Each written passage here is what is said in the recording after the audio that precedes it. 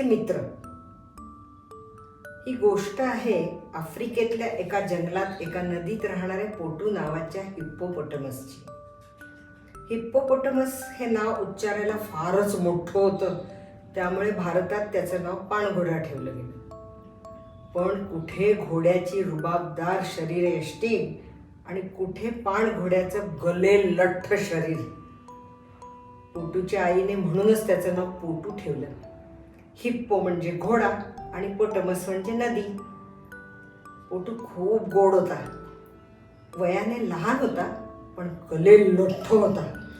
पोटूचं सबंध कुटुंब सदैव पाण्यात डुंबायचं.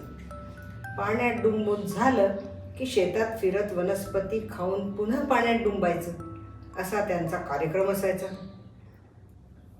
छोटा पोटू दुडू दुडू धावायचा तेव्हा खूप गोड दिसायचा. पोटू जरा मजेशीर होता बरं का. त्याला त्या नदीतल्या मोठ्या मोठ्या पाणघोड्यांबरोबर डुंबत बसायचा कंटाळा आला की तो शेतात फिरत इतर प्राण्यांशी दोस्ती करायचा. पाण्यामध्ये असला की पाण्यातले मासे, बेडूक, कासव वगैरे यांच्याबरोबरही दंगामस्ती करायचा. सगळे पाणघोडे पाण्यातून बाहेर येऊन पोटूची मस्ती बघत नदी किनाऱ्यावर आळसावत बसायचे.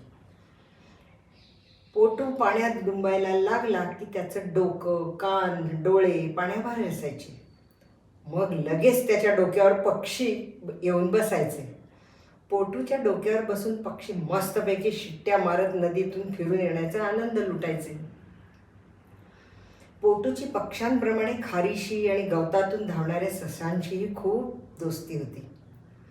पोटू त्याच्या कुटुंबातील इतरांप्रमाणे शाकाहारी होता, त्यामुळे नदीकाठचे शेतातले प्राणी त्याला घाबरत नसत. उलट पोटू फिरायला निघाला की पटकन कोणीतरी त्याच्या अंगावर चढून बसायचे. पोटू मग रुबाबात डुलत डुलत गवतातून धावायचा. खारी आणि ससे त्याला पोटू तू किती मोटू म्हणून चिडवायचे, पण पोटूला त्याचा कधीच राग यायचा नाही. त्याच्या तोंडाचा आकारही असा होता की तो सारखा हसतोय असंच वाटायचं. कधी कधी तिथले त्याचे दोस्त एक टवाळ खार आणि ससे त्याला शर्यत लावून चिडवायचे. ए पोटू, चल धावून दाखव आमच्या बरोबर.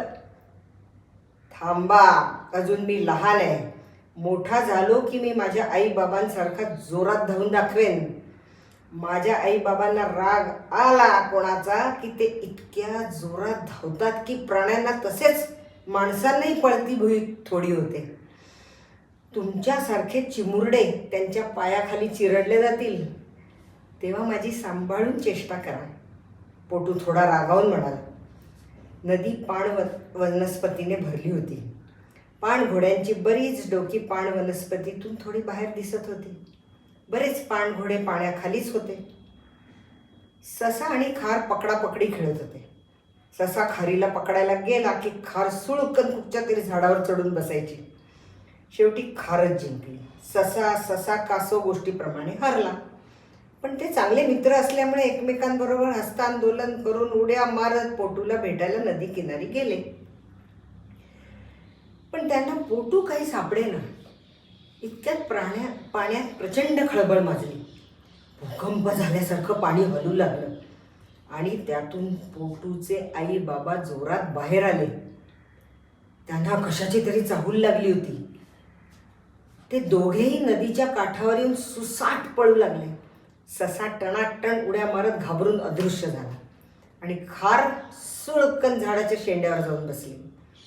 त्या दोन गले लठ्ठ पाणघोड्यांना प्रचंड वेगाने पळताना पाहून समोरून येणारी शिकाऱ्यांची जीप उलटी फिरून धुरळा उडवत निघून गेली.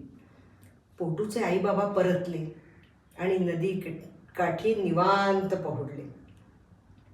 तेवढ्यात काय गडबड झाली ते पाहायला बरेच पाणघोडे पाण्याबाहेर आले. तिथेच नदीकाठी ते उन्हात पहुडले. हे सर्व दृश्य पाहून खार आणि ससा चांगलेच हादरले. पुढचे बरेच दिवस ते दोघे पोटूला भेटायला काही आलेच नाही. पोटूही पाण्याखालच्या मित्रांसोबत रमला. बरेच दिवस गेले आणि पोटू लगबगीने पाण्याबाहेर येऊन तो खारीला आणि सशाला शोधू लागला. त्याची कोणीतरी शेपटी ओढत होतं. पोटूचे डोळे त्याच्या डोक्यावर असल्यामुळे त्याला शेपटी कोण ओढत होतं ते काही दिसलंच नाही. तो वळून पाहायला लागला तर कोणीतरी त्याच्या अंगावर शेपटीच्या बाजूने चढलं आणि डोक्यावर चढून उतरलं. पोटूला राग न येता गंमतच वाटली. अशी गंमत करायची खार आणि ससा यांच्याशिवाय कोणाचीच हिंमत नव्हती. त्याचे मित्र खूप दिवसांनी भेटल्यामुळे तो खुश होऊन त्यांच्याशी गप्पा मारायला बसला.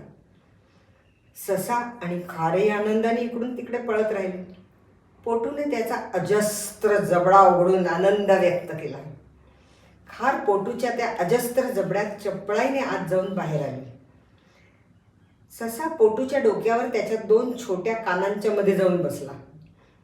त्यावेळेला जंगल सफारीवाले आले असते तर पोटूचा त्यांना त्या मजेशीर दृश्याचा व्हिडिओ काढायला मिळाला असता.